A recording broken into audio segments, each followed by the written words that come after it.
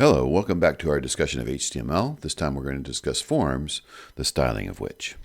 So our reference, search for web forms working with user data, MDN, that URL as well. So styling forms. Because form controls are complex and made up of multiple elements, styling can be tricky. There's hidden elements that also have to be styled. We will look at some simple styling that makes our current form look better. Later on, we'll learn Bootstrap, a CSS library. And Bootstrap will provide us with a way to apply sophisticated style while hiding the complexity of the CSS that's underneath. So let's look at our CSS examples for this. So we have the result in the browser on the left, and we have the CSS that accomplished this on the right. We'll start with the form element itself. We see a margin of 0 and an auto.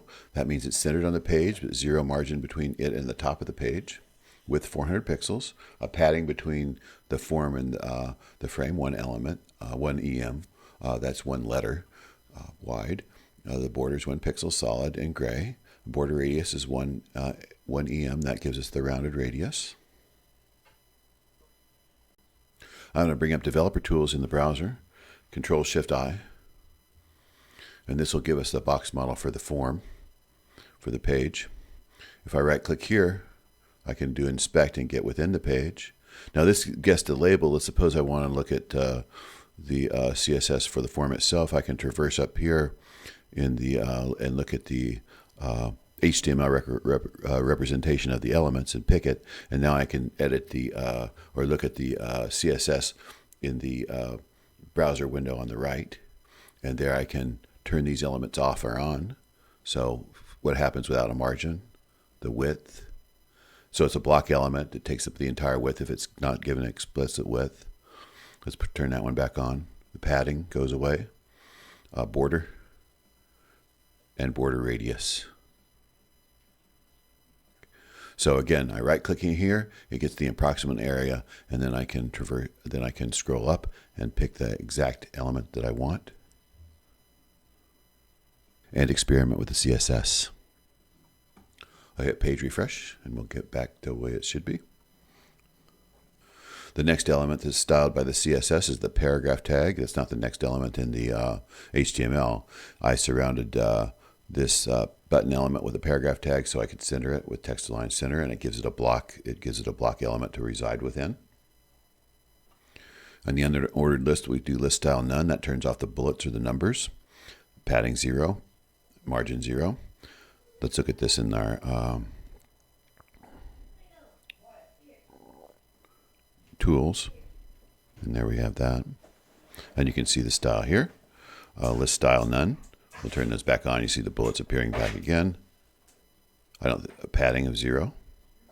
So it has some default padding. It inherits from the ancestor, from the browser itself, and then the margin. So there's some default margin there that this is overcoming. In fact, if you look down here in this browser window, you see user agent style sheet. That's the style sheet the browser applied. You can see that this overcame the list style type disk for the bullet items. You know, we turn that back on, and that's seen again. So this overcame that style element that was inherited from the browser. The next CSS rule set on line 29 is actually a combinator. It's a sibling combinator. It says the direct sibling of. So this basically the list item following the list item has a top margin of 1 EM. So that affects email because it's a sibling of name, and it also affects message because it's a sibling of email. Notice the top margin would not be set for name. The next CSS rule set that we see on line 25 is for the label. This case calls for the inline block. Remember, that's a hybrid between inline and block behavior. The full-up box behavior, the full-up box model behavior of a block element, but inline, that is, it doesn't insist on being on a line by itself. And you can see that the label and the text entry field are side by side. The width 90 pixels and text aligned to the right. That causes the right side of the text to all line up. The next selector is actually with a comma between input and text area. That means it applies to both. It's not a combinator. It's just a list of elements that this CSS will apply to. Where we give a 1 EM sans serif font. Remember, the default font was actually a serif font, so now we have this beautiful sans serif font. We have width 30 pixels, so they're uniformly wide. Box sizing is border box. That's the standard for website developers. Remembering the content width is defined by the border, not by the content. And then we put a border around here. And this is actually a focus. This is a pseudo element given the state of it. So the input area or the text area, notice the focus, where we get extra solid border, darker border. That's darker shade of gray, essentially from the default shade for the CCC. Basically, the numbers are higher, so it's a darker shade of gray, or pardon me, lower, so it's a darker shade of gray.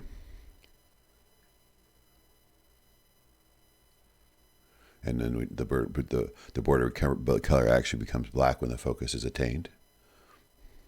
So the vertical aligned top on the text area element causes the message and the text area to be vertically aligned at the top. And then just a little bit of space for the text. And the button text is just padding left. So it will be padded within the text field. And then the button margin left 5 EM to style the button. I'm actually not using these two rules in the HTML. You can see the button is called out this way. Within a paragraph, this button.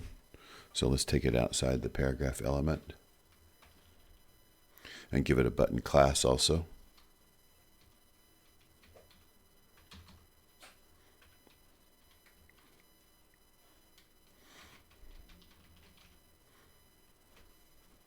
And we can see the effect of that style now applying. I like mine better. I'm going to put it back. So this ends our quick discussion of styling and forms. And again, we're going to look at more styling and forms when we get to the Bootstrap library. But this gives us our fundamentals.